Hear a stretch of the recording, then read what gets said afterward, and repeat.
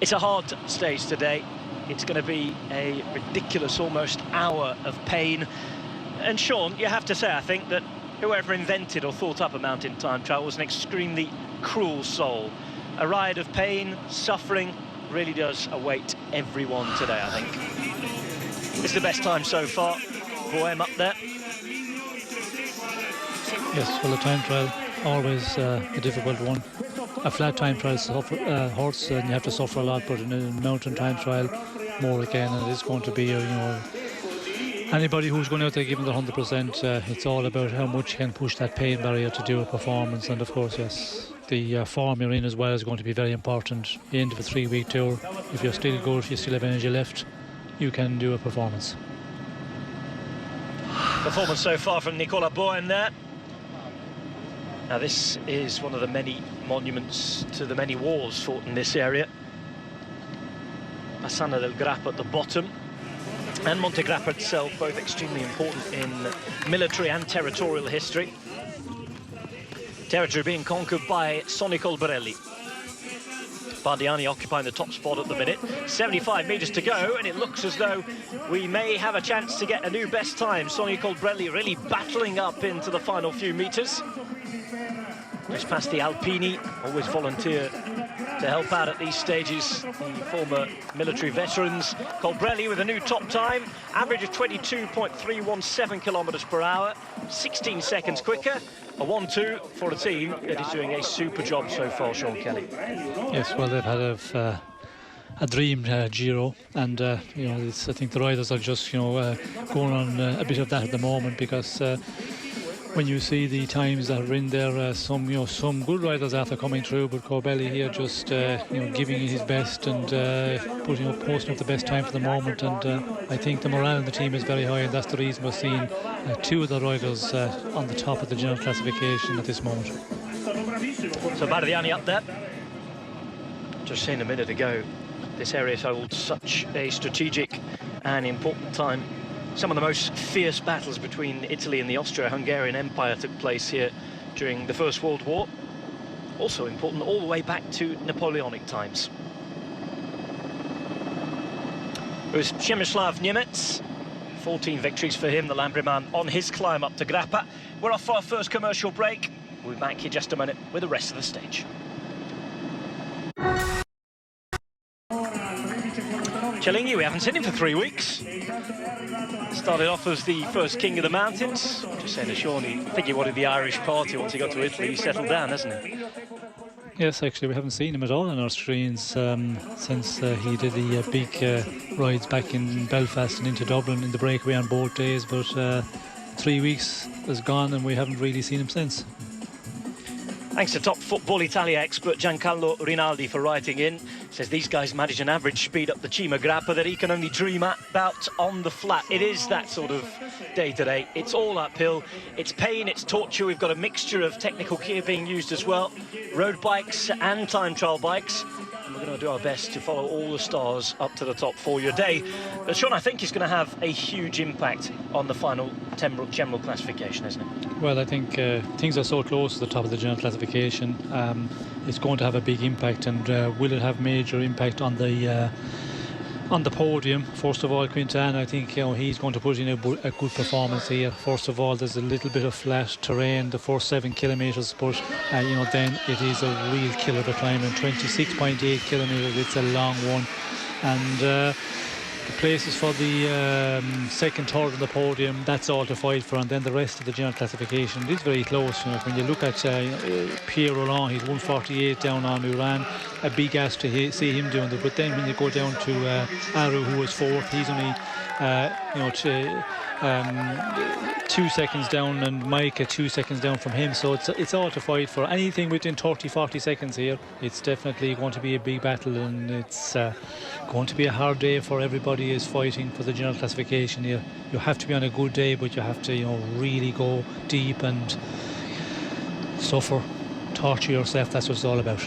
It's all about going through the pain barrier today, as much as you can physically and mentally push yourself at the end of, let's not forget, it's not just one day that these guys are turning up and doing it. We had a hard mountain stage yesterday. We've had 3 weeks of rain, crashes, brutal racing. It all adds up, doesn't it?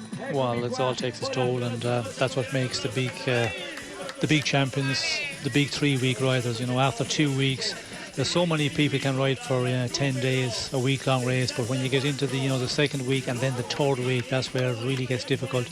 And you throw in the terrain we have in this Giro this year. There's so many mountain stages, and we had a big one yesterday, a mountain time till today, and it's not over. Tomorrow is a big day as well. So it's all about recovery, and that's what makes the the real big stage race riders able to come out there and repeat the performance every day. Albertima, Dutch rider in 5th place, just getting the better of his compatriot who we saw a minute ago. Average race speed for him, under 22 kilometres per hour. Today's climb is a difficult one. Time check at the bottom of the start of the real climb. The real climb itself just under 20 kilometres in length. It's time for Franco Pellizotti, former Italian road champion, just out of his home region today. He'll be back in it tomorrow, though, as they head up to the Zoncolan. Tomorrow will be one of the stages that Pellizotti will have targeted. As well as this, by the way, he's approaching it. Strong start, time trial bike. And again, Sean, you can often tell, I think, today, when the riders are setting off, whether they're actually aiming for a good result or aiming to get round and help a team leader tomorrow. Yes, you can see immediately. First of all, I think the bike that they take off on today, that's the giveaway immediately. If they're starting on the time trial bike, well, then they're more serious. And we will see more of that because of that, 7.5 kilometres on the flat, and then make the change. And we have seen so many riders, the early guys, there's a big number of them who went out on their normal road bikes because a lot of them are just getting through this time trial today, but there is a number of them who have, give it a big go here, and we did see Mick Rogers rolling off there. He rolled off at a very pace. Nicholas Roach also I seen going off there, very casual. So it looks like they're not going to have a real go at this one at all. And tomorrow's a big day for them with Micah to control the race and try and do something with him, try and move him up in general classification. But he's got to do today, he's got to produce the goods first of all, and then the team are preparing the terrain for him. Maybe a breakaway as well, they could be thinking of that and getting a man into it. So there's a number of things out there to think about, and if you're not really in with a great chance of doing something this one, well, then there's no point in going out and giving you 100%. That's against the leaders who are going to have to work today, and maybe somebody from a team who doesn't have a leader to work for tomorrow on Monte Zoncolan, because that is another story entirely. That is just about the hardest climb we have in pro cycling. Not to belittle today's effort, though. Maximum gradient of 14%. It's just under 20 kilometres long. It's got 28 hairpin bends, 1,600 metres to climb. Ivan Basso, I can tell you, is already thinking of tomorrow. He's starting this one on a road bike. Interesting to see what sort of performance he produces today. So there's going to be no bike change for him. Will he really have a go at it? We saw him having a go yesterday. He actually said in the paper this morning, well, I liked the way I looked yesterday. I enjoyed the courage I put into it and the performance. What I didn't enjoy, he said, was the fact that I didn't have legs to carry it off in the end. But he said, Zoncolan is a different story. Well, I think he's thinking of Sunday evening to get this race finished with because he had his chance yesterday, and it looked good in the earlier part of the climb yesterday. He was putting in these big attacks, but he isn't on this form. He's not like he was a number of years ago. He never had the explosive stuff, but he had that power where he could just set a pace 2 or 3 kilometres, put everybody on the limit and just eliminate them that way. And he tried to do it yesterday, but not working. So even if he gets into the break tomorrow, it's going to be difficult to see him to take any glory out of this race.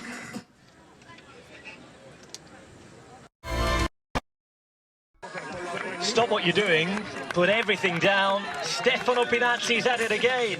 He has absolutely smashed his teammates' time, and I can tell you just a minute ago this was the scene as Stefano Pinazzi set the best time so far, just over 1 hour and 10 minutes. He leads by 1 minute and 52 seconds from his teammate Sonny Colbrelli. The minute, Bardiani have a 1-2-3. Pinazzi riding in a moment ago just like this, a super ride, Sean, surely it can't be the case that after 6 years of being chastised, criticised, abused almost by the Italian press, that we're going to see another umbrella moment. Well, I don't think we're going to see that moment again. We've had that, and I think for Palazzi, he'll not be thinking about doing that again. But what a time there, and it's an interesting one. The times are, really getting interesting. But will it be good enough to hold on for a long time? That is the big question. And I think at the end, the big guys here, the real good climbers, I don't think it's going to be a stage victory for him today. But it was a 1-2-3. Rodolfo Torres, well, we were telling you about that, has just come across the line as well. And he was good enough to set the second best time so far. So good work from the Team Colombia rider. A lot of people talking Colombians up quite naturally today, with most Colombian riders here being strong climbers. Certainly the only real Colombian sprinter in this race, Edwin Avila, the trackman, has climbed off this Giro already. Had so much success already, but at the minute, second best place for Rodolfo Torres, 48 seconds back from Bardiani's top man, Stefano Pirazzi. Robert Kieselowski heading towards the top men now. Kieselowski beginning at every 3 minutes here. Top 10. Kieselowski 10th. Cadel Evans will be out in 3 minutes. Getting towards the important part of this race. Oh, just make sure you're out of the way there. Sonny Colbrelli. This is Pierre Kemeneur. Saw him again very early on in this Giro d'Italia quite a few times in numerous breakaways.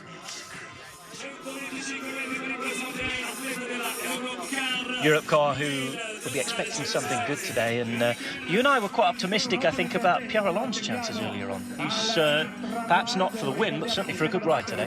Yes, well, I think he has to do a good ride today, and Pierre Rolland, we know of past his time trialling ability. He suffers a bit there, but on a mountain time trial, he will certainly be able to defend quite well. How well that will be, we'll have to wait and see. And he's in a real good position, in third place, but he has to be careful because there's a lot of guys, Aru, Micah, Pozzovivo, all of these guys, are just breathing down his neck, and they all know if they can put in a real good performance here, they can go onto the podium, and that's so important. In a 3-week tour to get onto the podium, it's going to be a battle, and they're all going to battle big time out here today. And then, of course, when we get that over with this evening, then there's tomorrow to get through. But if you can hold on to your place, I think Pierre Rolland, if he can hold on to his place, I think that will be the objective within Team Europe car, and then tomorrow he can defend. And the way he's riding, he's very aggressive in the past week, so he's in good shape, and that is always the important thing. Tom De Gent, will he be feeling yesterday here? Yes, I think De Gent is going to be feeling, because he's been the break for 2 days, not alone yesterday, the previous day as well. And the problem is for the team classification, I don't know, maybe they have decided that AG2R are too strong and they can't do something. But in a time trial like this, if you have guys who can do real good times, you could eat into that advantage of AG2R and Mondial. But I think there's too many minutes there for them to claw that one back. Nick Gale has written to us on Twitter saying Bardiani have been without doubt the team of the Giro. Hard to disagree with that given the resources they have and what they've come up with. 3 wins. They're currently leading this one with Pirazzi, but a lot of big names to come. Just like Nick, you can get involved, remember. Hashtag Eurosport Cycling for all of your tweets, please. You can join the conversation. And, of course, questions to Sean and myself at Rob Hatch TV, and you'll reach us straight away in the commentary box. Cadel Evans, yesterday slipping, sliding right to the edge of the top 10. He's 9th at the minute, had a really bad day on last year's Mountain TT. He says he's not giving up, though.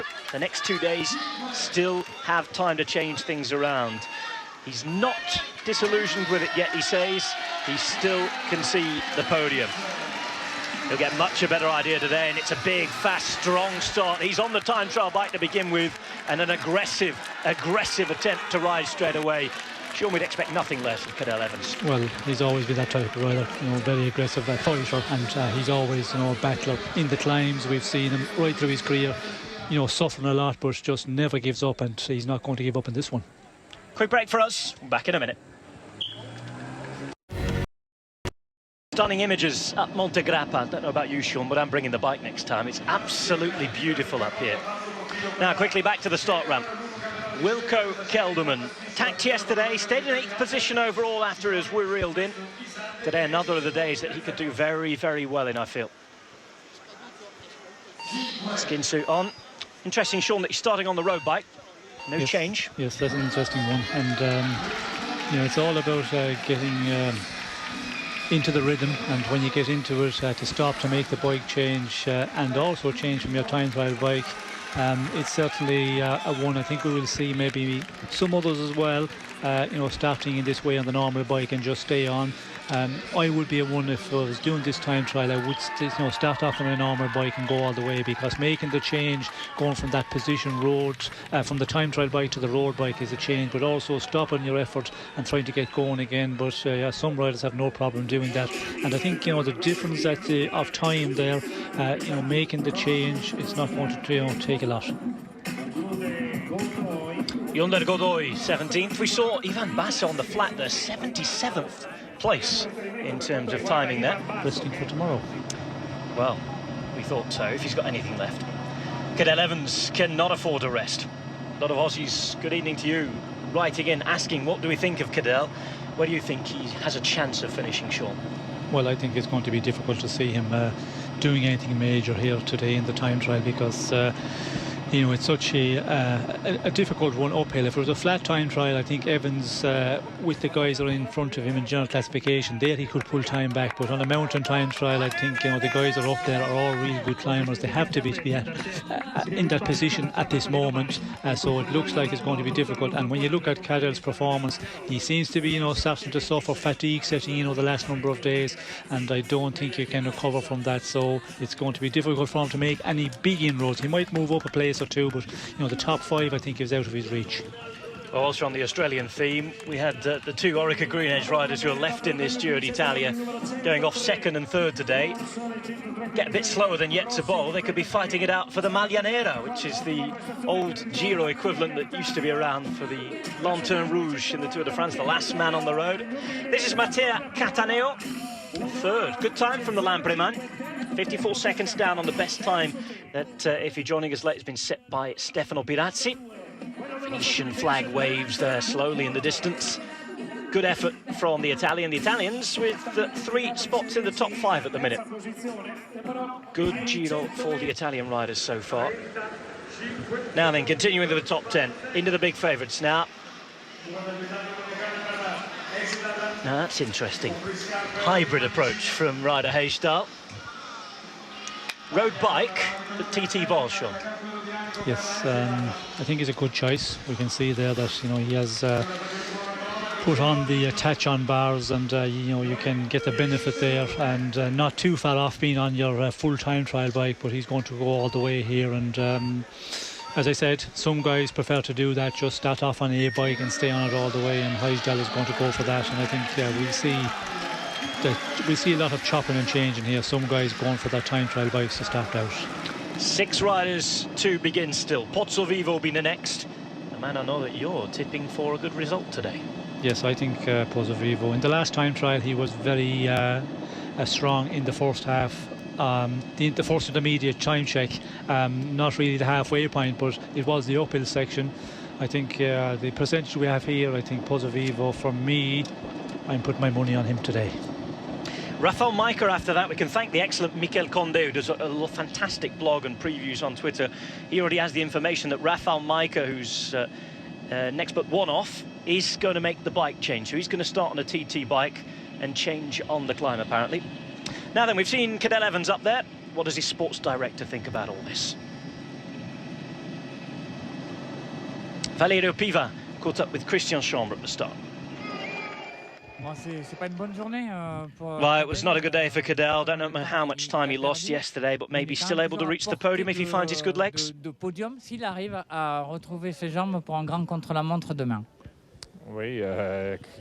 yeah, it was a bad day. He's not been very good in the last few mountain stages, not really at his level, actually.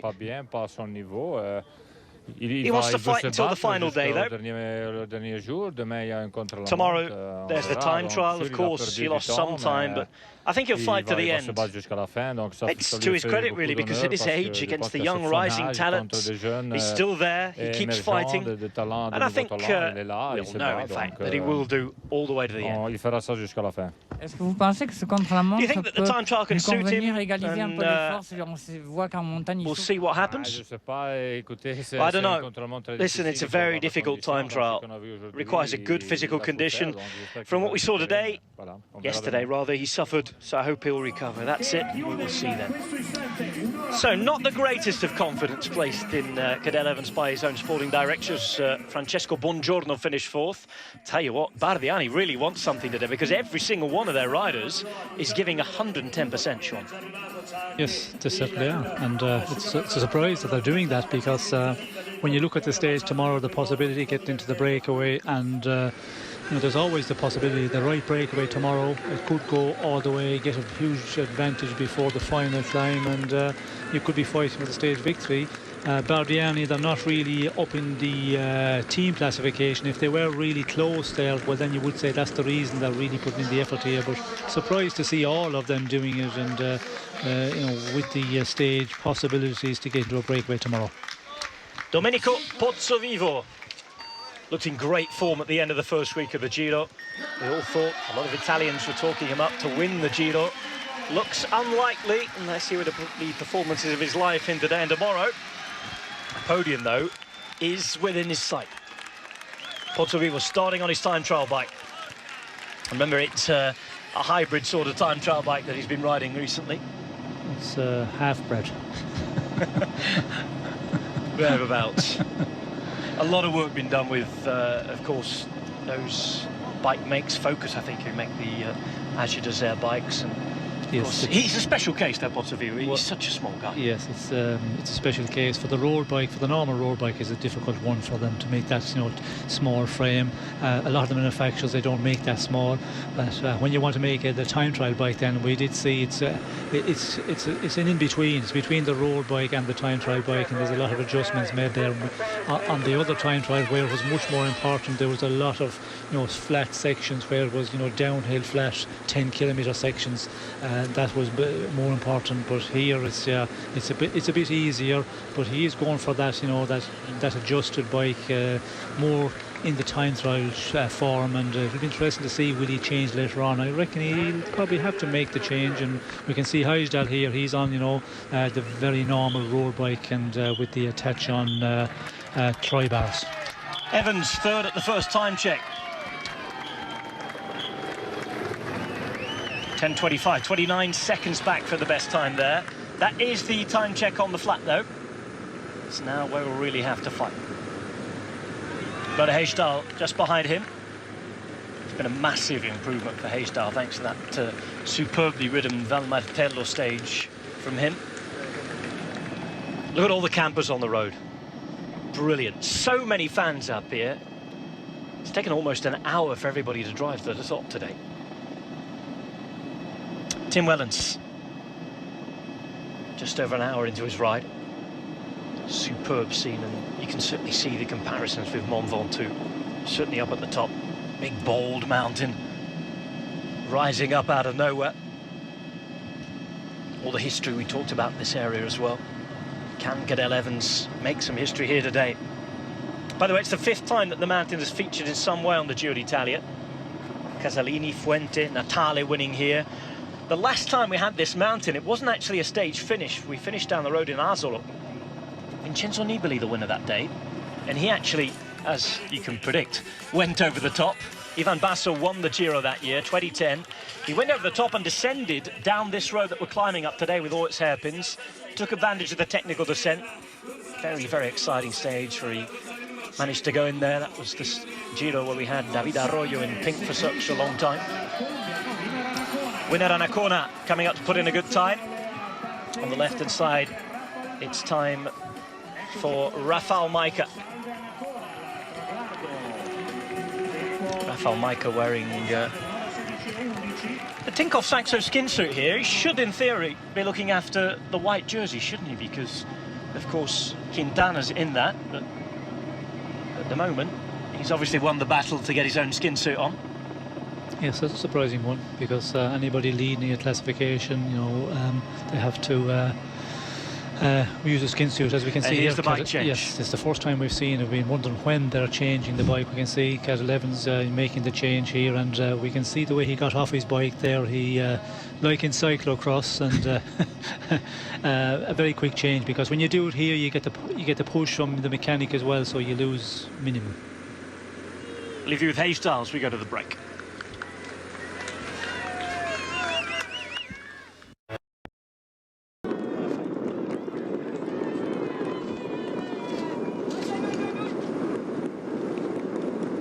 They're at the same time, actually. Ah, there you go. Because yesterday it still had them in the area, yeah, at the same time.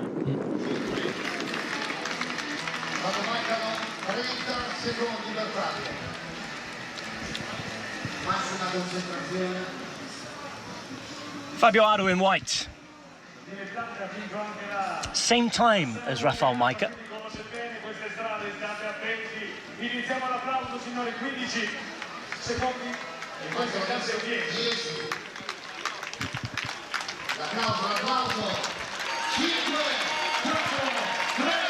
Countdown for Fabio Aru then.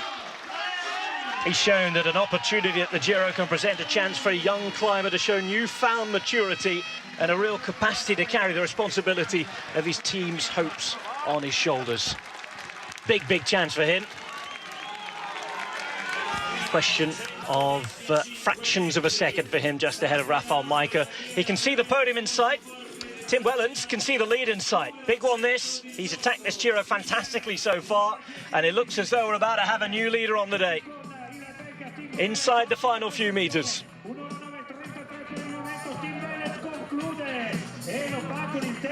And Tim Wellens is the new leader. 34 seconds from Stefano Pirazzi. We talked up Pirazzi, we talked up his attacking. I tell you what, though, with a Belgian, Stefano Pirazzi this week, because this man has not stopped attacking, Sean. Oh, he's had a really good number of days. The last number of days he's been very much in the breakaways. We've seen him a number of times, and you know, still going on to have the energy to go out here and put in this ride. It means that he is finishing very well and getting better day by day. And going back to Aru, of course, we see yesterday that he took a number of seconds, which we see the riders coming in there. He's 6 seconds he took from Micah, and that's the reason he's just moved in equal on time, but on placings he's in better position. BASSANO del Grappa, one time home to Ernest Hemingway, recovering from his injuries after the First World War, driving ambulances. And that is the town where we start today. BASSANO del Grappa, right at the foot of the climb. 6Ks is, or just over 6Ks until we get that first time check. And then we have the climb itself. Now, Edoardo Zardini, not going to be good enough, but I'll tell you what, they are placing riders extremely high up today, Bardiani. You have to say as well, I think the invite is already in the post for next year, isn't it, for this team? Because they've had a superb Giro d'Italia. Well, it has to be, with the results they have staged, with the stage victories and the way they have been riding in this race, and the way they put in the performance today, as we can see, Zardini here coming in third position on the stage. The coffee must have been really good at the hotel this morning. Bardiani really, really pushing it on. They have been fighting fantastically in this Giro d'Italia. Now, Ryder Haystyle, what you're up to? Well, he's slower than Cadel Evans. 6th at the first time check. 45 seconds back. Wilco Kelderman, in the meantime, has lost some serious time. First flat section. 7.6 kilometres in. He's going to come through into the check at 7.6k just before the time and the climb goes. 1 minute and 15 down, so he's got to make something up here. Time for Pierre Rolland. Can he get onto the podium?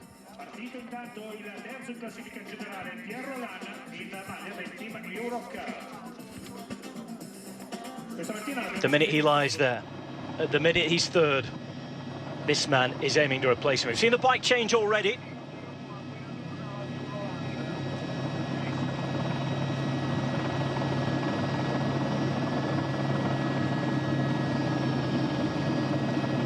"28 hairpins on the way up here."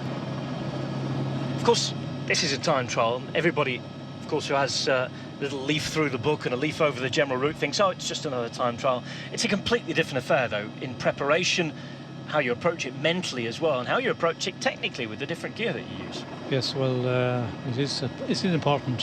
You get out this morning, and of course, there were the time there where they were allowed to ride out on the course and, you know, check it all out. The good thing is it's dry here, because even though it's uphill, we can see, you know, the hairpins there. There's so many of them, and there's some of them very, very tight. And if it was wet, you know, you'd have the guys taking risk, and we can see Pozzovivo here coming through. A good time at the moment, and that's on the flat. On the flat section. So I think this first time check, we cannot take too much from that. But again, you cannot lose too much. You have to be in there, you know, within the better times.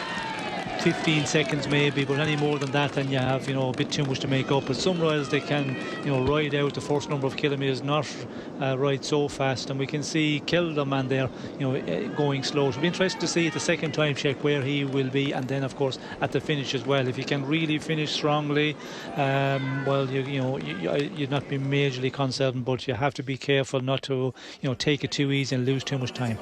Talking time checks, Dario Cataldo sets the new fastest time. That at the second time check, already well up the climb.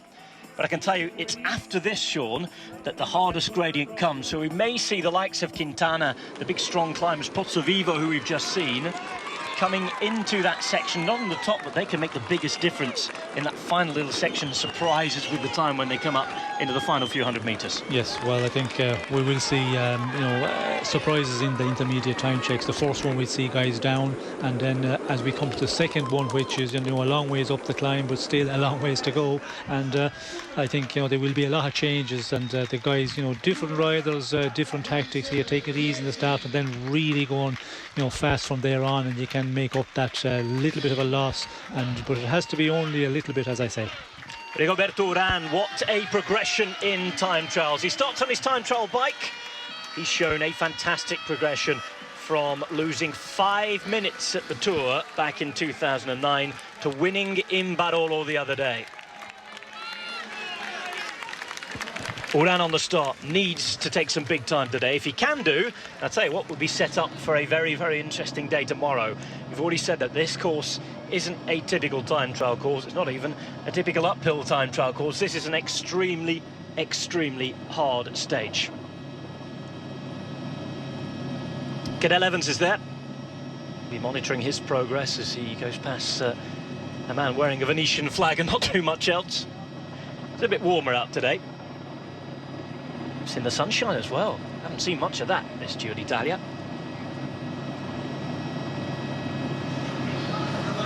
And there is the Maglia Rosa.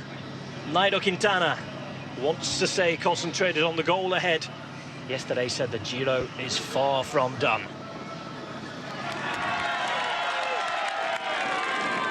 Urán around the first corner that put Micah in trouble. Look at him settle into his rhythm. Is this the day where he can take time back? If he did, he would set up a straight shootout tomorrow on Monte Zoncolan. Is it him, or does the route favour Quintana more today? Well, I think favours Quintana.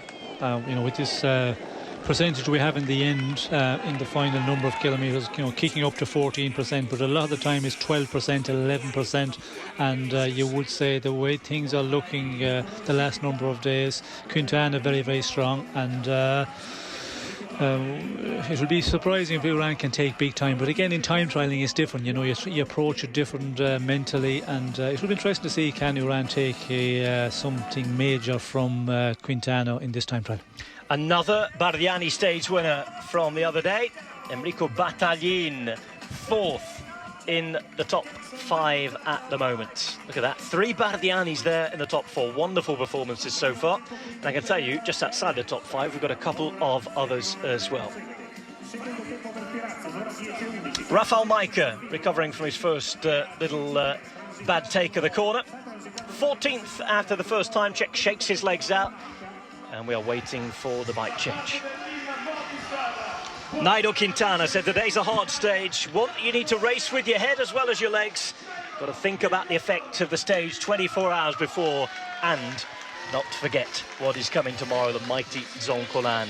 Yesterday, a spectacular day, he said. Great for Colombia. We demonstrated we have amazing cyclists. I think if he celebrates other Colombian riders' triumphs as if they were his own, he'll be wanting to concentrate on his own. There are 3 days left for him to become the first Colombian winner of the Giro d'Italia. And I tell you what, decked from head to toe in pink. He's got pink booties on as well today. Time trial back to start with.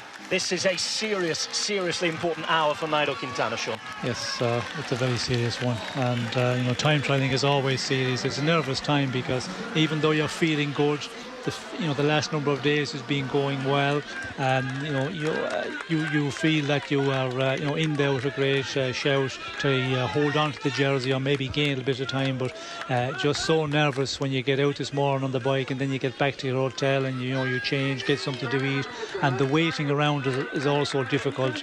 But some guys can take that well, other guys seem to suffer a bit from it, but it is concerning times, and we can see the bike change here from Micah. Well, thanks, Mikel Condé. You were right with that bit of information. Micah getting a long enough push here. Die indeed. Past the Colombian flags. Good effort from the Saxo mechanics. Got to get going. Gets going indeed. Not a hat for a head start. Yes, we can see here that he has to slow down, of course, get off his bike, but getting moving again. The mechanic doing a real good job. The mechanic very fit there. He was to push for a long time, and the last little push away gave him a good one. And when you calculate all of that added up together, you're not losing very much at all. And the advantage, of course, the first number of kilometres on the flat section, the time trial bike, certainly you're going to gain some seconds there. Pierre Rolland, third at the moment in the general classification, hoping to secure that place with a good ride today. And well, if he's on it tomorrow, then watch out for him on Monte Zoncolan. 14th for Fabio Aru at the first time check, 54 seconds down. We've seen that climbing is his forte. Well, as soon as we began our broadcast, this man was off. Where is he here? Certainly looking good at the time check. 16 seconds quicker with the hardest bit to come. We might have a new leader pretty soon. Sebastian Henau's off. This is Nigel Quintana.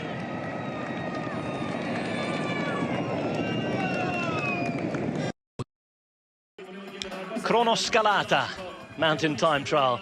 The man in the mountains jersey secured it. 77th on the day. Not wasting any energy. He'll want to be having a look at tomorrow. Pierre Rolland 8th at the first time check, 49 seconds back. We've seen most of the big boys changing their bikes. Just whilst you've been away in the break, Fabio Aru did the same thing. Giuseppe Martinelli could have done with a few running lessons, I think. A bit slow on there.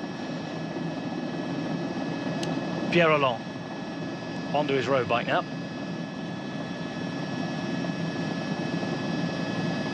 Big one for him here. Big day. Everybody's out on the course. Nigel Quintana's out there. Rigoberto Urán approaching the first time check as well.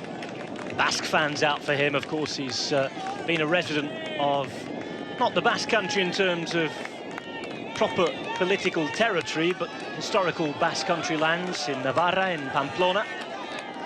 Many residents of Pamplona consider themselves to be Basque in terms of nationality, historic nationality anyway. Urán and Quintana once briefly shared a house there. All the Colombian riders who came over to ride for Movistar did. Aru. So popular here. Both he and Pozzovivo are going to be getting so much encouragement today.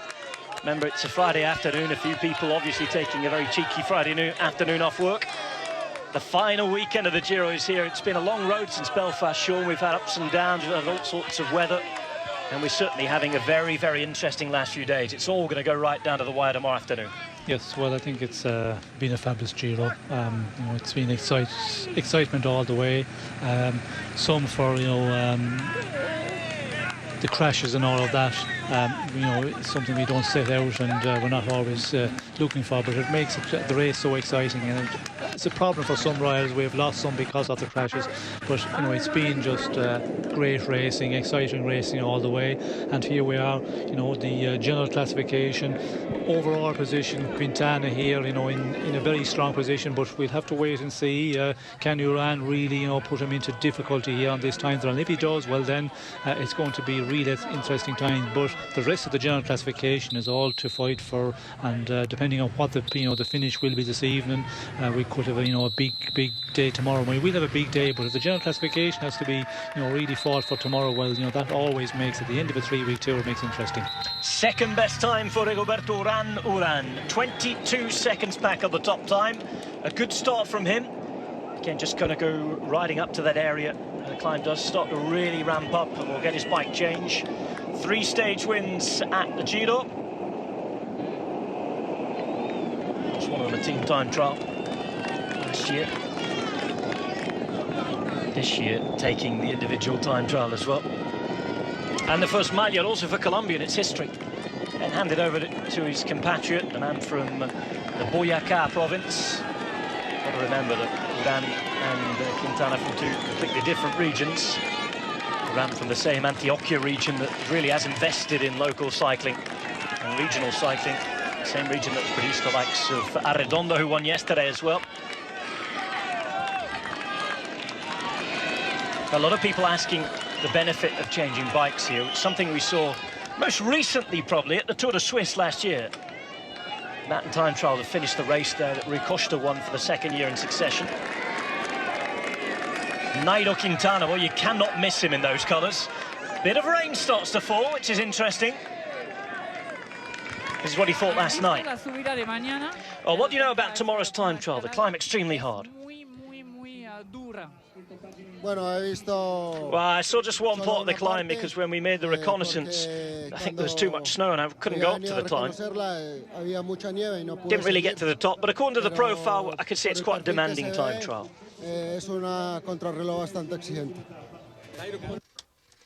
Exigente, demanding indeed. Fabio Aru.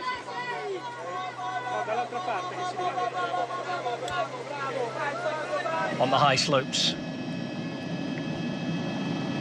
Dario Cataldo. He'll be giving a go today. It's further down. Pardon me, this is Sebastian Henao. You've seen Cataldo come up towards the time check at the end. Again, we haven't seen too much of Henao in his first Grand Tour. He's the youngest rider in the race, but not on every single mountain stage, but on quite a few of the mountain stages. He's been up there with the main group until the final exchanges, really.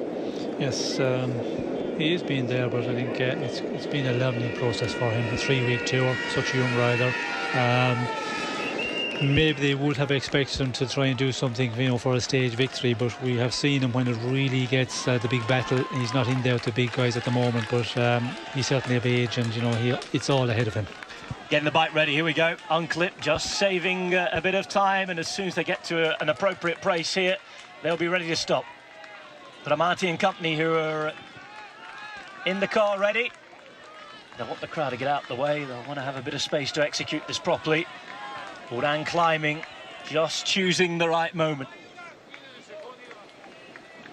And again, this is where teamwork counts, because it counts that everybody in the car does their job correctly as well, Sean, not just the rider. Yes, well, it is nervous times for the mechanic as well to get, a good change. You don't want to, lose any time at all, and getting out of the car, you're just concerned that you make the wrong step and you get a stumble. You don't need to do that. You need to just get out and just grab that bike off the roof rack and get it to him and push him off, and you're hoping it will all go, as smooth as possible. And it's a little worry for the director sportive, as is for the mechanic. Franco Pellizotti coming into the time check at 19.3 kilometres. We said that he'd be hungry for something today and tomorrow. He really has given it his all here. 36 seconds faster than Sebastian Henao. Hardest part of the climb still to come, but of course, with Pellizotti being Pellizotti, being a big climber, that would favour him. Now the mechanic, they've decided it is the right time. Got to be quick here. Uran gestures that he wants it done quicker. Straight on the bike, given a push. It's almost like a pit stop in a motor race, this, isn't it? Quintana, Uran, Aru and Pozzovivo. They're the guys who are following out the course right now. Pozzovivo in 6th at the moment. Aru, he can see that podium spot ahead. Pierre Roland is the man ahead of him. Now we've got Cataldo and Henao out there on the course. There's actually a Venetian flag stuck to the sky car here.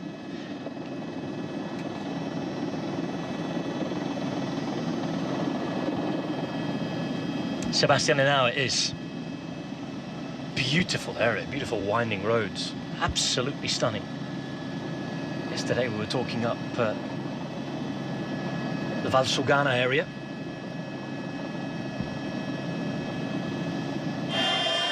Up in the clouds, we've seen riders coming out of the mist today. But this is the immediate duel. Uran at the minute, gaining 17 seconds.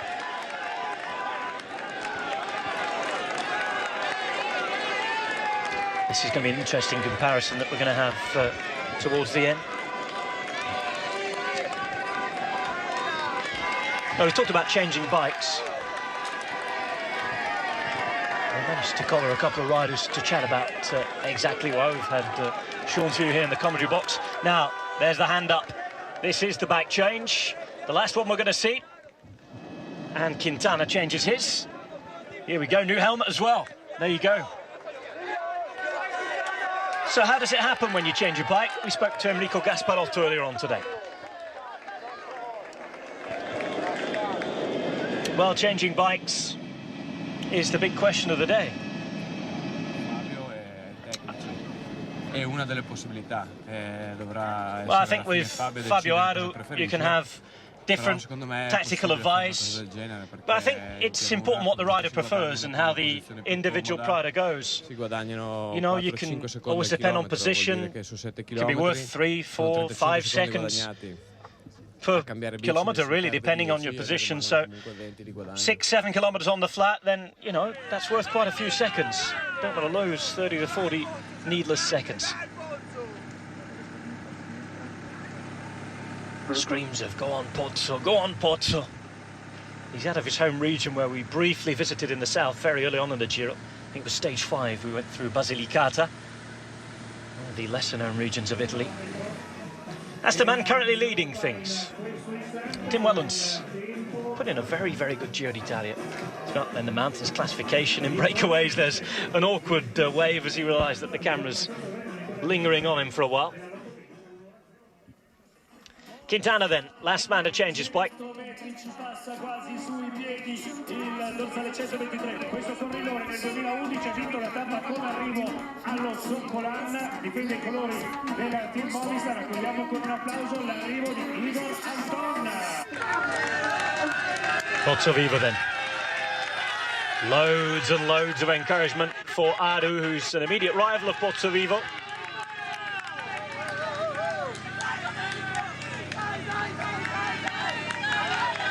Again, listen to that. We've had other encouragement and other excitement, other happiness out there today. Before we get down to the big business of really checking the times, congratulations to Jos van Emden and the Belkin team. Jos van Emden actually stopped, say, his team on the time trial route earlier today, found his girlfriend on the side of the road, proposed to her. She said yes, and he got back on his bike and finished. So congratulations to them. Perhaps it would have been easier, Sean, to go to Venice on Monday and do it, though, wouldn't it? Well, it would certainly be easier. You could find a better place than halfway or whatever part of the route it was.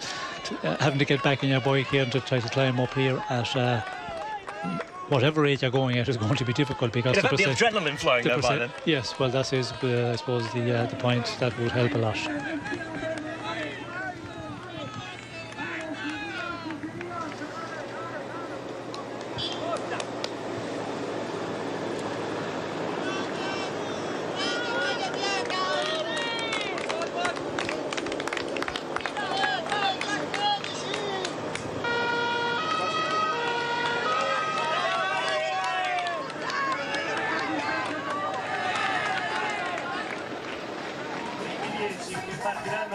Francis Desjeux will be looking to try and defend the red jersey to Trieste. This is Francis Mouret, put in a good performance himself.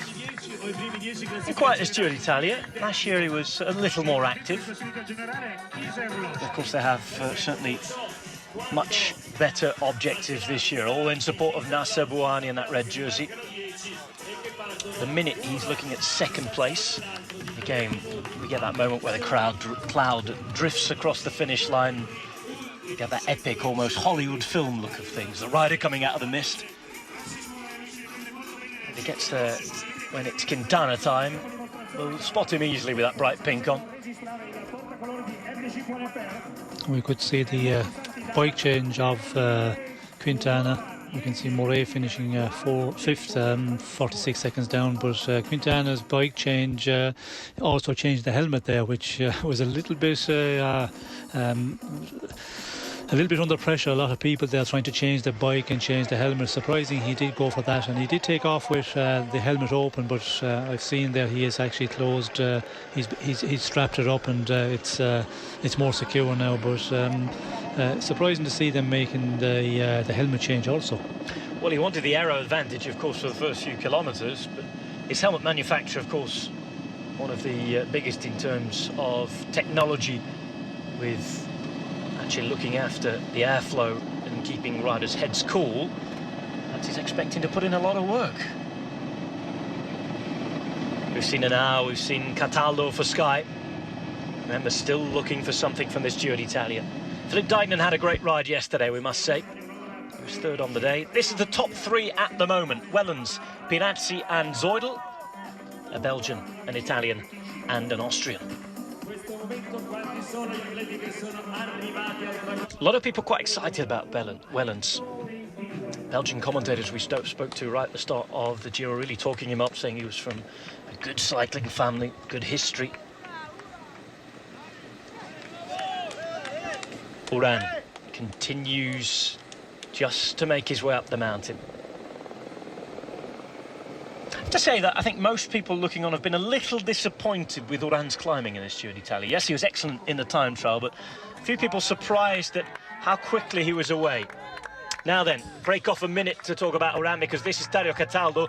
200 metres to get in before Tim Wellens. Is he going to make it? It's going to be a good time, whatever happens here. Has to give it all, Dario Cataldo. Is this to be the moment for him and Team Sky? Cataldo, the man from Abruzzo, 150 metres to go. Not sure he's going to make it, but he's going to give it a right old try. 7 seconds, the time's ticking down. Tim Wellens, I think, can breathe a sigh of relief for the minute. Nevertheless, that is a very, very good time for Dario Cataldo. And a word for this man, Sean. It hasn't gone according to plan in terms of general classification for him. He's going to set the second best time here at the moment. But I tell you what, he's certainly a trier.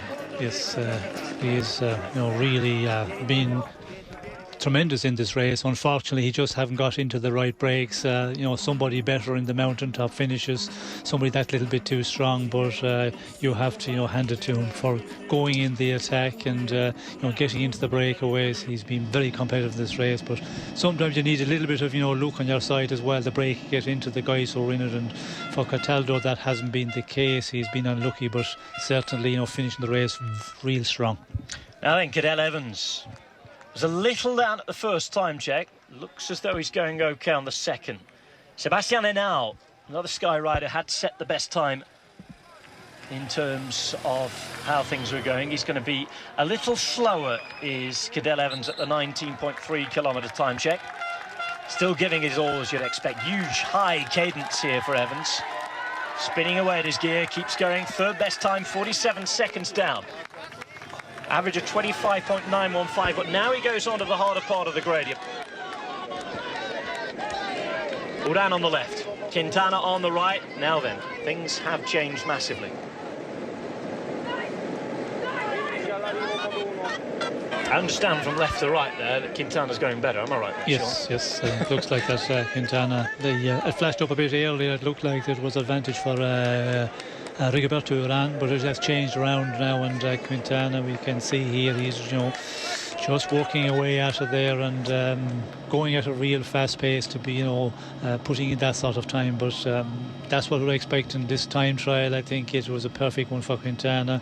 A little bit of flat in the earlier part where he might lose a little bit, struggle a bit, but I think the majority of this time trial uphill, and you know, it's really suiting the lightweight riders and the great climbers, of course. Well, the two almost false flats just before that second time check at 19.3 kilometres.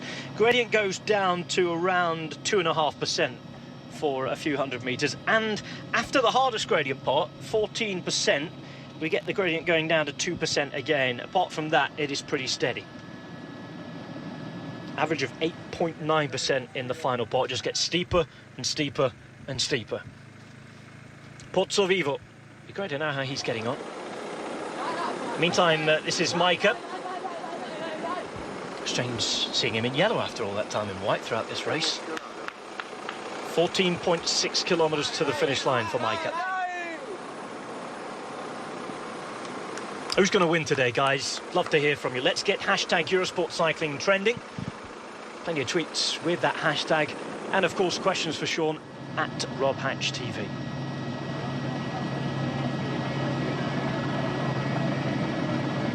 We're back with Pierre Rolland.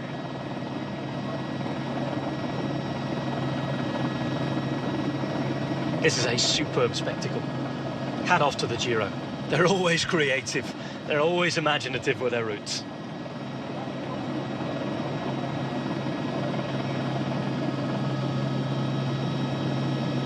Pierre Rolland almost half an hour into his effort.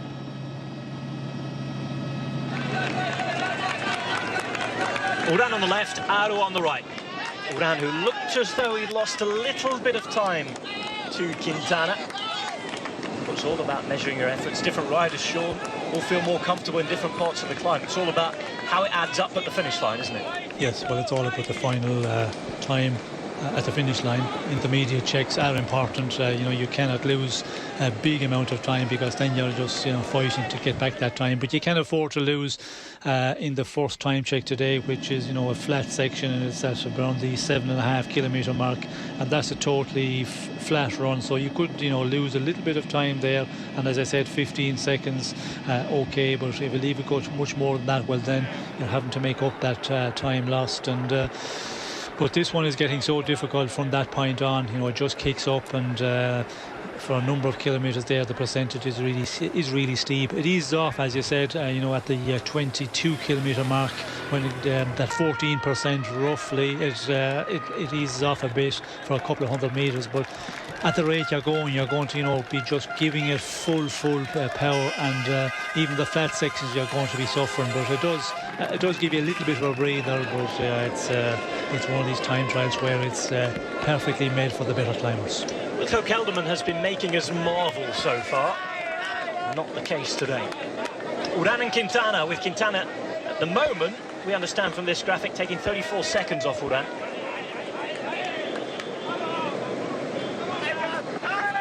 Now, I'd like to wait till we get the official time checks, just to make sure we're reading that one right.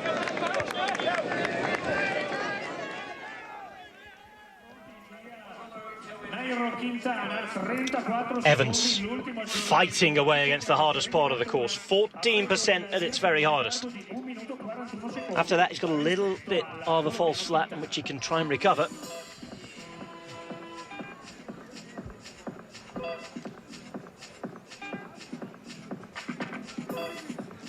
Really fighting with the bike side to side.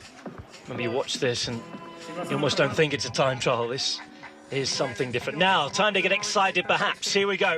Sebastian Henao had set the fastest check earlier on in the day. What's he going to come up with his final time? Remember, a man renowned for the harder gradients. Let's have a look. The time to beat 1 hour, 9 minutes and 37 seconds, rather. 1 hour 8 minutes ticks to 1 hour 9 minutes. Great to get a look where he is exactly. 150 metres to go. Ooh, he's going to do this. And now, as we see the worried face of poor old Tim Wellens on the right-hand side. Team Sky have been struggling so far in this Giro, but is this their moment? Sebastian Henao, youngest rider in the race, skin-suited up, on his road bike, crossing with the best time so far, and he beats Tim Wellens by 12 seconds, 23.164 his average race speed. And Sean Kelly, for a 20-year-old racer, in his first 3-week race, 3 weeks into it today. What a ride. Yes, what a ride. You know, the 3-week race is always a difficult one for such a young rider, the youngest rider in the race, and to be able to do that performance, you know, at this stage, it's a good for the future. It shows that he, you know, can get through a 3-week tour and recover quite well. And the style of rider he is as well. You know, he's another one of these great climbers, and he can also time trial. Time check for Ryder Hagedal, 7th at the minute. He's riding well enough.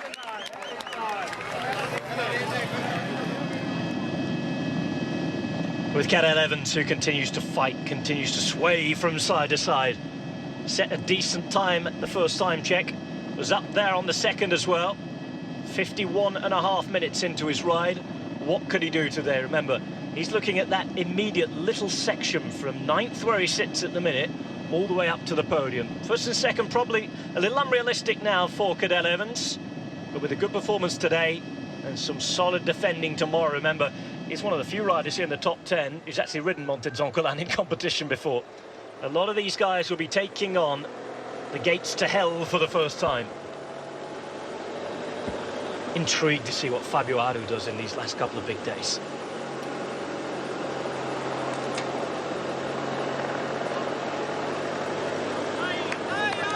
Looking at the kit here as well, we've already noticed that Nigel Quintana has changed to a normal helmet. Perhaps a weight issue, I'm not quite sure.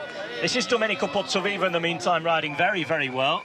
This is your tip for the win, Sean. I tell you, it's looking very, very well. Should have went to the bookmakers this morning.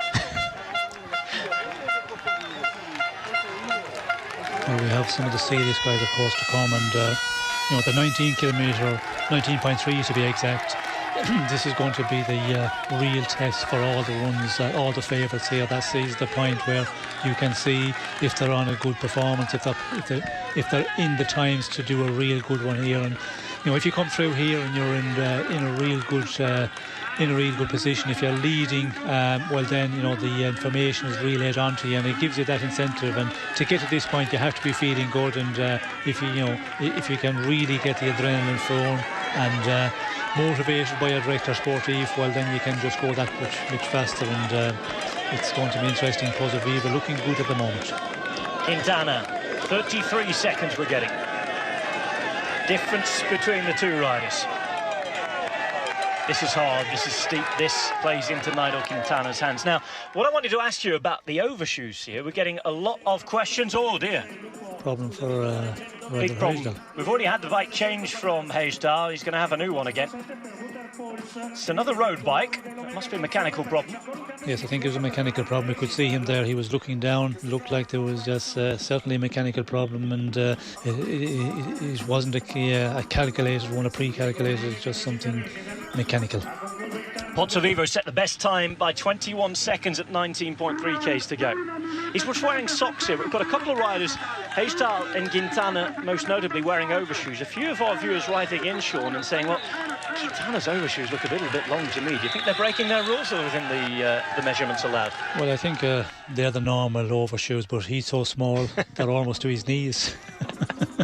You've just gone for a normal size, yes, I think if you give them to the riders like Hagedal, they would be very normal. But with Quintana, you know, such a tiny guy, they looks to be halfway to his knees, and there's certainly that. But and you can see Pozzovivo here, he doesn't have anything. He just has the normal socks and shoes. And I think in a mountain time trial, you know, the advantage, gain advantage there is not going to be as great as if it was a 50-60 kilometre flat time trial. So but again, it just, you know, gives the guys that little bit extra motivation when you have all the kit, and they feel that, you know, that gives them the little bit of extra edge. Cadel Evans, look at that scene. So much support from him. We've seen Aussie flags everywhere on this Giro d'Italia. One particular caravan who we've seen several times followed the entire race around the country. Well, the caravan, it's still going. It's been there the last couple of days. It's probably in the end is going better than the Green Edge team, because they have struggled. There's more in the caravan than on the road, is there? More in the caravan is right, and as we see it, I think did we see it yesterday or certainly 2 days ago? So it's still going about, and unfortunately for Ulrika Green Edge, you know, such a great start 3 weeks ago. You know, they have had their problem, but they've got the results out of the race, and that is the good thing. And you know, they can go away from this race very happy, but they would prefer to be finishing with, you know, at least 4 or 5 riders. But accident, sickness, all of that has taken its toll. Rafael Micah, Poland's top hope at this Giro d'Italia. Great hope for the future as well. Remember, he's in the young rider category. Going through Campo Croce. This is where the second time check comes. Just outside that bar. Third best time as it stands, yet to cross over. But I'll tell you what, he's in for a good time, because the man who's leading the stage so far is a little slower than this man, Rafael Micah. You can see Sebastian Henao, 44.30 across the time check. Might yet change that Henao was slightly quicker. Coming up to the check itself, it's going to be almost the same time. There we go, just 2 seconds in it. Rafael Micah, 55 down on the best time so far, but only 2 seconds quicker than the man who is currently winning the stage. Sebastian Henao on the left, Tim Wellens just behind him, and Dario Cataldo in third. What we've seen so far, though, indicates that will change quite dramatically, won't it? Yes, I think it will change, and there has to be some riders here that are going to finish really strong. They're going to put in a good time to the second time check, but then they will just, you know, really charge up this final bit. And if you can do that, well, then you're going to, you know, really put in a fast time. We can see the riders as well. Cadel Evans here out the saddle a lot. When you see Aru here, every time we get a shot of him, he seems to be sitting there and just pedaling away. But that will change as well once it gets to the steeper section. Fabio Aru, top time so far. Not sure, I don't think he'll be as quick as Pozzovivo, but I tell you what, it is a very, very competitive effort from Fabio Aru. In fact, no, tell a lie, dearie me, he's a minute quicker. I was looking at the seconds there, Sean. Yes. What a time. Well, a real reason to be excited about things. Fabio Aru, 52 seconds quicker. I think that's just coming down on the radios there and on the scoreboard on the side of the road, because a marked improvement in the volume.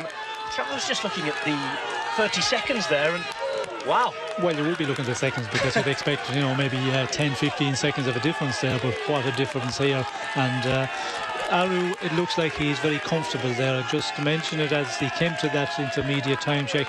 He's sitting there just pedaling away, and, you know, great position on the bike. His posture is really good, and looks comfortable at the moment. Very comfortable now. Franco Pelizzotti, 200 metres to make this in a minute. Should be our new leader. Pelizzotti, who's overtaken the man in front of him. Teeth gritted, gotta give it one last big effort.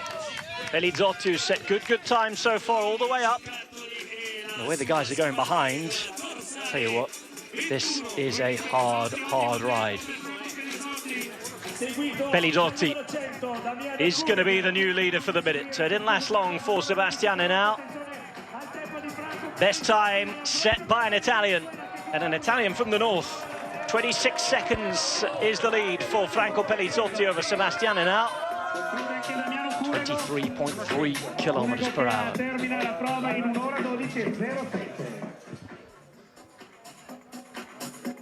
So Pelizzotti leads Henao, Wellens, Cataldo and Pirazzi making up the top 5. But with the time checks we're getting from further down the mountain, again, that could well be blown apart within the next half an hour. Back with Cadel Evans. How's he look to you, Sean? Well, he is fighting, but that is Cadel Evans' style. He always seems to be battling there with the bike, and nothing different here in the shots when we've seen him. But we did see the times there. He was a little bit off, but again, there's enough kilometres left to do a real good performance here and put in a final number of kilometres very fast, and he could get back up there. And there's little doubt that the Giro d'Italia always has been, and probably always will be, with the attitude of the organisers, the hardest bike race in the world over 3 weeks. It is brutal at times. Cadel Evans, an hour into his ride, they do not stop putting up these fantastically imaginative parkour. I tell you what, some riders might look at this at the start of the year and think, not again. When can I go and have a real go at the Tour of Italy? Because it's just not for every rider, is it, Sean? Well, it's not certainly for the riders who are, not liking the mountaintop finishes, and you have so many of them in the past years in this Giro, and that is a difficult one. When you have a mountaintop finish, you know, they really go for there. They know the riders that can climb well, they can pull an advantage and, you know, take seconds from their big rivals. And unless you're a real good climber, and you know, you have no chance in the Giro in the past 2 years. And there's not an easy Giro, I think, for the past. I don't know how many. I'm after forgetting when we had an easier Giro. But when you go back many years ago, when you had Saroni, Moser, there was a lot of easy Giros. But them days are, you know, long gone, and it just makes spectacular racing. And they always seem to get the big names to come back, even though it's a very difficult race. Pierre Rolland looking to be a little bit faster than Domenico Pozzovivo, which would give him the second best time at the 19.3 kilometre time check. And he's the man who's been on the road bike since the start with his clip-on bars. Second best, 43 behind Fabio Aru, the Sardinian, setting the best time so far. Cadel Evans and his entourage moving up the mountain. A lot of you asking earlier on today, of course, they're 2 team cars. What about when you've got multiple riders on the road? Well, you send the team cars out with the best riders in the spare bikes. Anybody else goes out with an organisation car. Wow. We thought Aru was going well. Quintana, 18 seconds quicker. This looks to be another special ride. At the rate he's going, Quintana is going to put this beyond reasonable doubt today, isn't he? Well, it's looking that way. And looking at his form of the past number of days, and you know, the real difficult stages, it was always going to be a time trial for Quintana, and it's looking more and more that way now, because he is, you know, really putting in a strong performance here. We thought Aru was, you know, at the time that it would be impossible to beat, but yeah, Quintana is, you know, just doing better here, and it's looking like that he is the man who is going to take this race all the way. But yeah, this Giro is not over yet. Tomorrow's a difficult day. There's so much can happen, and it's never in the bag until you get over that final line. And especially tomorrow, after the time trial, you know, such a difficult day. You could have problems maybe recovering suddenly, and we have seen it in the past. Riders looking so confident, so strong. Then the following day they start getting into difficulty, but Quintana, it's hard to see anything in that way happening to him. That's a scary thing about this Giro, as Aru fights off some scary fans there, out of his way on the road. Montezoncolan has been on the Giro 3 times before, but this is the penultimate stage, the stage that's going to decide everything. And it's one of those days that if it's not your day, then you're probably punished more than any other day in world cycling. We're talking 20-odd% gradients for a lot of sections on the climb. It is absolutely hellish tomorrow. Quintana will still need to be at his best. I was going to say, where's Mick Jagger? Rigoberto Urán, nicknamed Mick Jagger by most cycling fans watching at the minute for his looks and hair. Here he is. It's been a good ride, and he's looking quicker than Pierre Rolland. What we've seen, though, with the comparisons and the time checks, is that Nigel Quintana has been faster so far. Still a long way to go, though. Urán with those clip-on bars on his road bike now. 28 seconds, the difference between him and the fastest time so far, set by Fabio Aru. Here's Evans then, always fighting. All about the podium for him. He is one of the men who's ridden on Montezoncolan before. He suffered that day. He was well beaten by Basso. He actually says he was ill on that day. 1.5 kilometres to him to go here.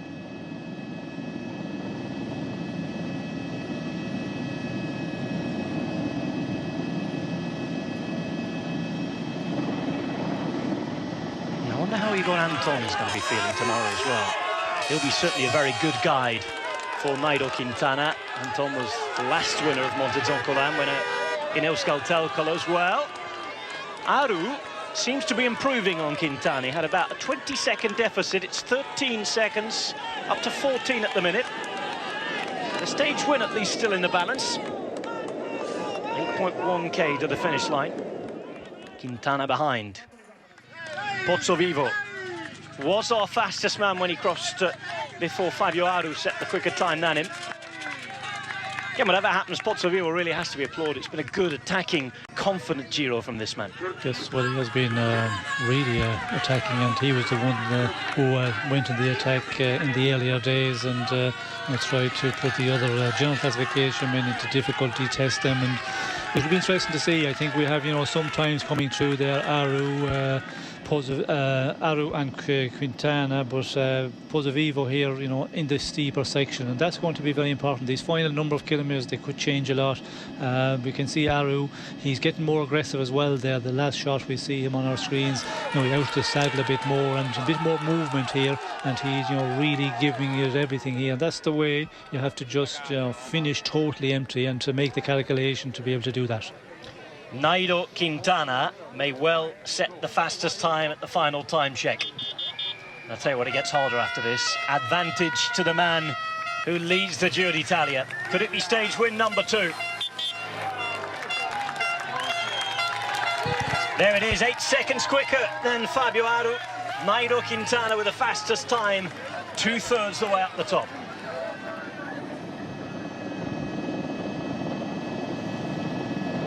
Big one. Fiammarossa time, last kilometre for Cadel Evans. 1 hour and 7 minutes in the saddle. Recovery's going to be an interesting one tonight, Sean, because this is all-out effort from the start. And you talked about recovering from Zoncolan, but it's a different style of recovery after an effort such as this, isn't it?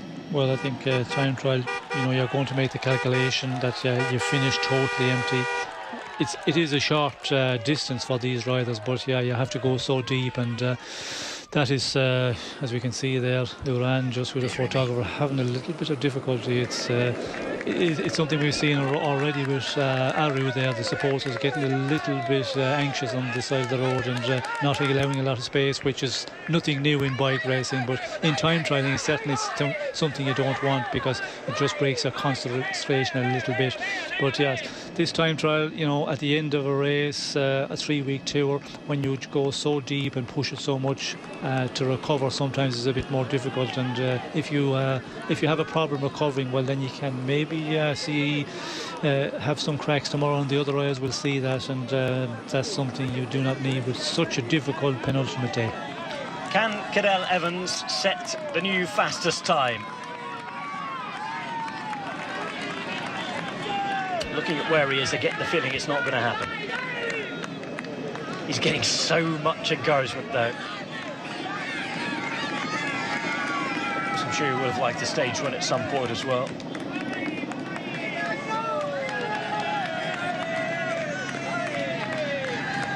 So close with Michael Matthews when he was beaten. Had the pink jersey for 4 days. But he's not going to be as quick as Franco Pelizzotti here. It will be a very commendable time nonetheless.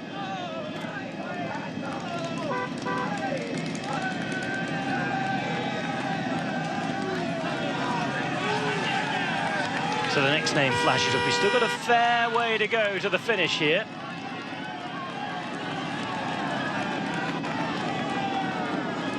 Evans again fights with the bike, fights with the elements, as does Fabio Aru. He's got to fight with the fans here, though. What on earth's that about? A stuffed fox as a statue to cheer on the bike race. I really don't know where they get these ideas from. It's unique anyway, one of the intricacies of the sport, I should say. Well, Evans has got past that point. He's now trying to negotiate the last 200 metres. Now Cataldo's time is going to flash past him. And Evans is probably going to be beaten down into the top 10 or so today. Again, teeth gritted, every single second counts in the fight for the podium. But the way everyone else is going, it's going to an awful long way by the time he gets to Zoncolan tomorrow. 5th as it stands at the minute, 1:04 down. He could be losing a couple of minutes on all the big favourites almost. Yes, it looks like it's going to be the case, and not finishing as strong as I think we will see some of the other big favourites, the men in general classification ahead of him, and you know, the final 600 metres there, we could see it just goes on forever. It looks like, you know, that he was so close to the finish, but it just takes so long. And the gradient is, you know, over 11% there in the final kilometre. Eases off a little bit before the line, but still 9.5%. And you could see the way Evans was just fighting to get to the line. Fabio Aru, stage win in his sights. Can he be quicker than Nigel Quintana? The difference is down to 3 seconds at the minute. What a fight from Aru. He must be getting this information in his ear, Sean. Yes, well, I think the intermediate time check at 19.3 kilometres, he would be made aware of the time that he was putting in. And, you know, when you realise that you're in there with a chance to beat the other favourites, the pink jersey, Quintana, you know, it's a big motivation, and you can be guaranteed the director sportives were, you know, really trying to motivate him and just get everything out of him from here on in.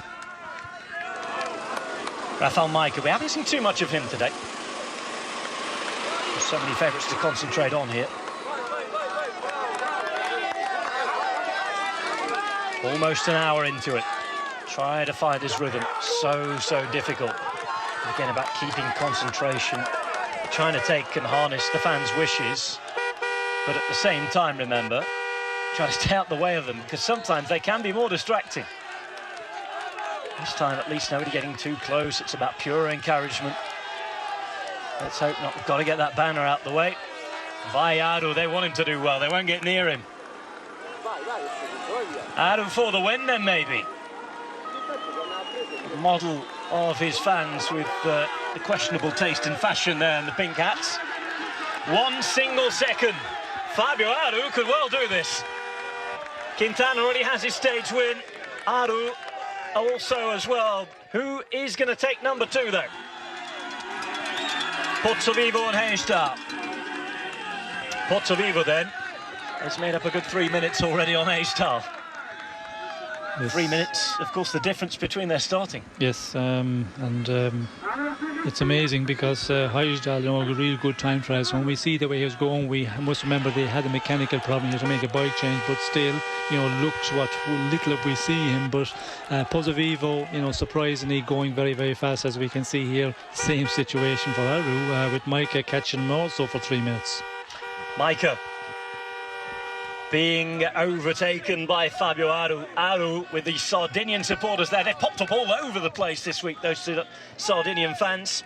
Again, so many Sardinians, young Sardinians, who's had to migrate to the Italian peninsula and to other countries to escape the economic crisis. Well, all those on the Italian peninsula are here, and they're ready to support their man. Fabio Aru doing something for Sardinia and about to do something for Italy, maybe. Well, it gets a little easier when they're further up the climb, because you've got the Alpine Regiment of the Italian Army. A lot of them now volunteers, the Alpini, the most famous of all the Italian Army regiments. In fact, they form what they call the 10th Regiment once they retire, and they meet up about this time of year in a different city in Italy and have a weekend drinking the local produce, let's say. Big party.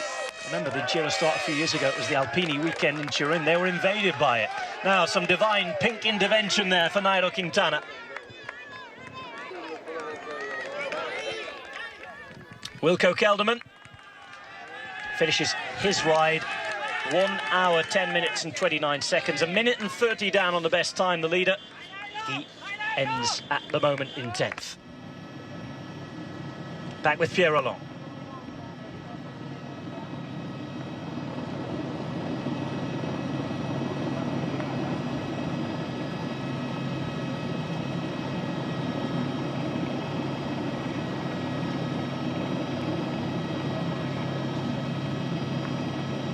So Pierre Roland, can he hold on to the podium place? Fabio Aru is putting in a barnstorming performance just behind him on the road.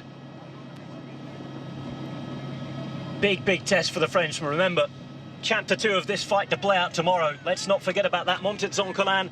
Even if Nigel Quintana will look more secure in the pink jersey at the end of the day, he may well have to fight.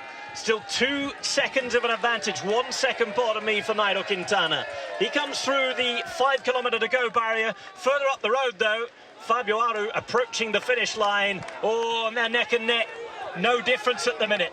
1.9 kilometres to go for Fabio Aru. And I tell you what, Sean, if he does end up winning this stage, then this is headline news in Italian cycling. We're talking about somebody up there with the likes of Nibali almost as a promise. Yes, I think there will be a lot of talk about him, and you can see why this performance is a big one from Aru. In the time trial, we haven't really seen him put up great results to this level, and to be able to match Quintana, maybe beat him, and also of course the third place on the general classification. He's definitely going to go ahead of Pierre Long because he was only 2 seconds down, and the way he's riding at the moment, he's riding onto the podium, if not for the stage victory also. He's won one individual time trial in the past when he was in the Dilettante section, not quite professional, the youngsters section in the Tour of the Valle d'Aosta. Pozzovivo in the meantime, can he set the fastest time for the time being? I don't think he'll have any problem in doing that. He's going to be a lot quicker than Franco Perizzotti, and Pozzovivo riding past that Alpini regiment I mentioned that protect the mountain stages in this northern and certainly northeastern region of Italy. We'll certainly see it again tomorrow on Zoncolan. Pozzovivo, a very good time, a very good Giro, and he's going to do his own chances of a podium. No harm whatsoever either. Agi Dessert with a superb approach to this Giro d'Italia. They've ridden brilliantly as a team. They'll have to do it again in 24 hours' time, but for today it's been a huge individual effort from Domenico Pozzovivo. 1 hour, 8 minutes, 1 second, 58 seconds quicker than Pelizzotti, and for the time being we have a brand new leader. Quick on the flat section at the bottom as well, Sean. It's been great from start to finish from him. Yes, well, I think it's a super performance. The problem is, there's unbelievable performances further down. Aru we can see, and of course Pozzovivo putting in, the Quintana, the race leader, putting in a great performance as well, and that is the big battle seems to be. Although Rigoberto Urán, we haven't here his times for the moment, but it looks like that he's not in there in the challenge for the stage victory. But Pozzovivo, as we expected, a great performance, and unless the others really slow down and have difficulty continuing the final number of kilometres, it looks like that he'll not hold on to the top place. Victim of the day, Ryder Hagedal. 3 minutes lost at the minute, and I think he's going to be sliding down that top 10 as well. Fabio Aru inside the last kilometre. They are sending the Sardinians crazy. Again, if you've not been watching over the last few days, the St George's Cross with what they call the Testa Mora, that black head with the white bandana in each corner, is the flag of Sardinia. Island in the Mediterranean Sea, just to the south of Corsica. Corsica French, where we started the tour last year. Sardinia, very much Italian. And Fabio Aru has 6 seconds on Nigel Quintana now. Quintana losing time all the time to Aru. Still going to be an exceptional performance in terms of securing the Giro d'Italia for him and making it a lot more difficult to attack tomorrow. But Fabio Aru could well be going for a stage win here. Has to keep it going. The differences are minimal. Fabio Aru, though, with one of the performances of his life. Getting another pat on the back. Got to stay concentrated. Every single metre counts here, Sean. Yes, well, everything is. When you're in this position and you realise that you can't win a time trial against the names and the top riders that are here, that is a huge motivation. First of all, you're going well, and then when you get the time checks, well, it just really pushes you on, and you can push so much more. It's amazing, how deep you can go. The pain barrier, how much more you can push it out when you're being pushed on, and you're in a great position to take the stage. Fabio Aru, 1 hour, 4 minutes and 39 seconds. Off go the cameras. We'll head off back to follow Nigel Quintana. Last man on the road. Rigoberto Urán just above him. We can see the finish now. Quintana riding on. 55 minutes into his effort. Remember, riders in the top 10 setting off 3 minutes apart. This is the man who has the goods, though. Fabio Aru. Could this be a stage win for him? I tell you what, for Domenico Pozzovivo, and the rest of those looking for a podium, it's an absolute disaster because this is a time and a half. Aru about to ride himself onto the podium perhaps, certainly with a big effort today. He's going to have to recover for tomorrow, maybe a stage win as well. Fabio Aru, this man is the real deal. 23 years of age, a top performance in the Giro d'Italia. He already has a stage. He took Monte Campione today. He may well take this on Monte Grappa. Time trialing away in the mountains. Best young rider for the minute in terms of wearing the white jersey. Quintana may well take that prize, but Aru takes the lead. What a rider, what a day, and a chance for a double up. A whole 2 minutes and 7 seconds faster than Pozzovivo. Fabio Aru, wow. Wow. It's amazing. I didn't know what sort of performance he would put in there, but he certainly, has put in a tremendous time trial. And as you said, he's won time trial before in the under 23s, but we've seen riders who can do that, but never do anything like when they come to this level. And that performance, chapeau. Chapeau indeed. Look at the effort face there. Everything to the final pedal stroke. It'll be worth the pain in the end, and I can tell you what. It'd be interesting to get those checks to Rigoberto Urán, because I tell you what, second place might be in danger here.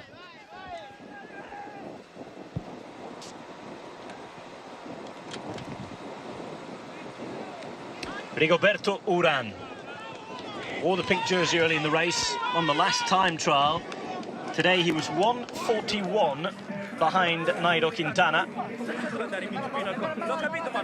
Fabio Aru, there's been talk of trouble and strife in the Italian section of the Astana team. Nothing wrong with everything out there today. Pierre Rolland, in the meantime, is slipping and sliding off the podium. I'm trying to make the calculation here to Urán, of course, with Aru, but we haven't gotten times of Rigoberto Urán in this last number of kilometres, so I think we have to wait and see what sort of a time he will have to finish. But with that performance from Aru, looking at Urán there, the way he's going, he doesn't look to be going that fast, but it's just impossible to make the calculation. It's only the clock will tell at the finish line. Race of truth, cliched, well played, well. There's trouble between the Italians and Astana. Might be a new contract there. Paolo Bettini, we saw him with Fernando Alonso yesterday. Scouting. Fabio Aru, the next big thing in Italian general classification riding.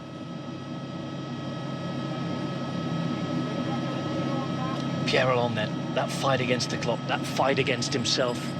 The gradients, thankfully today, not too much the elements. Sun is coming out at the end. We were a little worried when Nigel Quintana started. We got a couple of spots of rain on the lens, but thankfully those showers didn't materialise. Yeah, we certainly hope that tomorrow we're going to have good weather, because it is a real beautiful spectacle at the top of Monte Campione. We are expecting hundreds and thousands of people along the route. Quintana then, visible from a country mile off in that pink. And he still will be in pink tomorrow. The way he's riding should be in pink till the end of this Giro. 2 Ks to go for him. Big effort. Can he win the stage, though? Will he even think about winning the stage? That's the question. He mentioned last night, said that he's got to race this with his head as well. Has to save something, whatever he can, for Monte Zoncolan. Just to make sure he defends things. Yes, well, it's a difficult one in an individual time trial to spare something. You're always concerned when you look at the stage we've got tomorrow. Try and keep a little bit, but when you're out there, you just have to get on with it and try and give it your best go. And in time trialing, it is a difficult one. It's always going to take so much out here, and you're just hoping that it doesn't take too much. And the recovery is the thing, I think. As we can see Rolland here coming, he is really struggling to keep it going in this final kilometre here. He's battling with the bike there. We could see the side-on shots, and it looks like that he's going to lose quite a lot of time. Certainly, he's going to lose his third place in general classification here. 200 metres to go.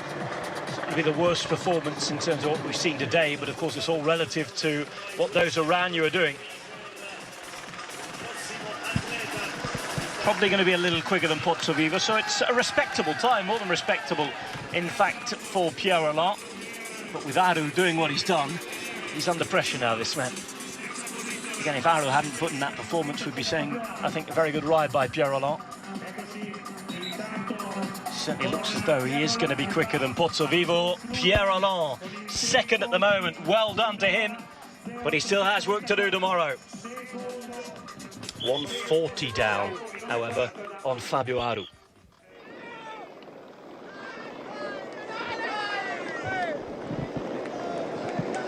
Aru ahead of Roland, Pozzovivo, Pelizzotti and Micah. That is one list of talented, quality riders, and I can tell you what, again, great thing about this Giro so far, we've had young riders stepping up to the plate. Next to come, Rigoberto Urán, second last year overall.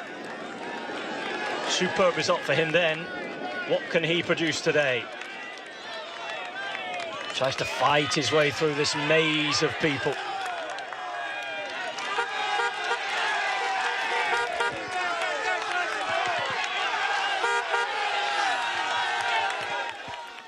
Quintana. Where are we? Where are the latest time checks? 1K for him. Tell you what, he's gained massively at the minute on Urán. So, oh, Quintana's quicker. Here we go. Certainly does want the stage win. We were wondering how it was going. Always hard to gauge with how they're going on these steep gradients. Aru put in that wonderful performance inside the last few kilometres, but it seems as though, Sean, that Quintana really has stepped up to the mark as well. Yes, I think it's all about the calculation.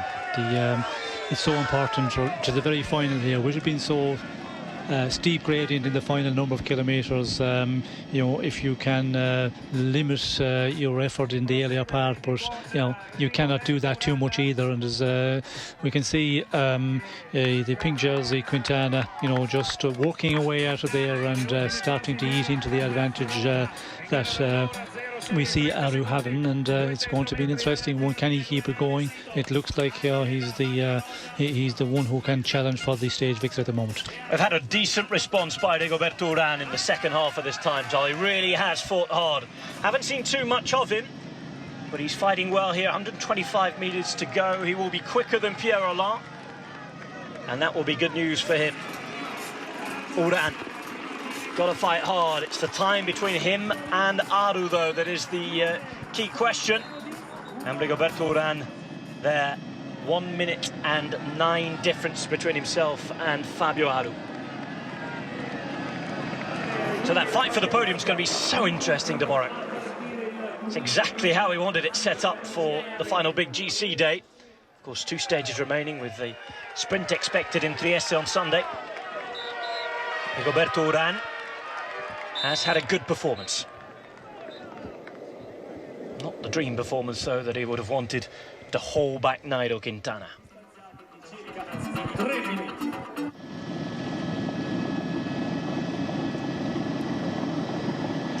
Another huge ride from a rider who's been riding uphill since he was on his way home from school as a kid. Given a bike to ride 16 kilometres home from school uphill every day.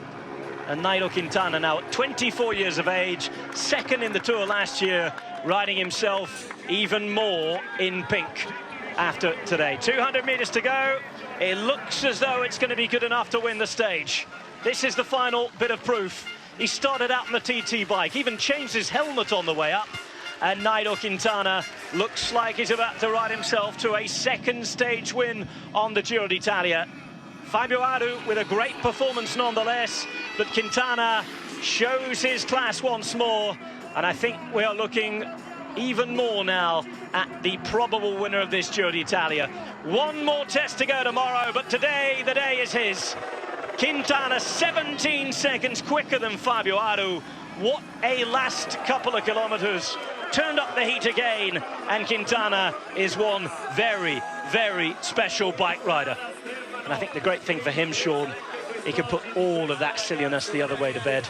Quintana, without doubt, is the strongest at this year's race. Yes, well, he's proved it, on a number of times, and we can see here he's done the business. I think he was, made aware that he was a little bit down on Aru at a point. They would have had the checkpoints, and they definitely had the team would have, you know, their men out there giving their own checkpoints as well. And you know, he just put in that bit of a bigger effort, and in the last number of kilometres just did the business and wins the time trial. And of course, you know, the race leads, they like to win the final time trial. That is always the case, and he has done it as we had forecasted. You know, this time trial would be a one which would suit him better than the previous one, and what a performance. Well, yesterday he received his latest maglia rosa from Ferrari F1 driver Fernando Alonso. Today he makes it 4 stage wins for Colombians on this race. That's a record. Yesterday it was all about Antioquia. Today it's back to Boyacá. Even the boots are aero. Even the boots are pink. He's very much the man who deserves to be in pink at this Giro. Nigel Quintana is the strongest at this race, without a doubt. Second stage win for him. And Quintana, we said he would lose it all on the last week. He's certainly destroying the competition. One big day to go for him. Can he hold on? He's increased his advantage today. He's won another stage. He is one mightily good bike rider. Nigel Quintana wins stage 19, the final time trial, the mountain time trial, by 17 seconds from an excellent Fabio Aru. Rigoberto Urán defending himself well in third place. Roland, Pozzovivo, Pelizzotti, Micah, Henao, Wellens and Cataldo tell you that it was very much a time trial for the pure climbers.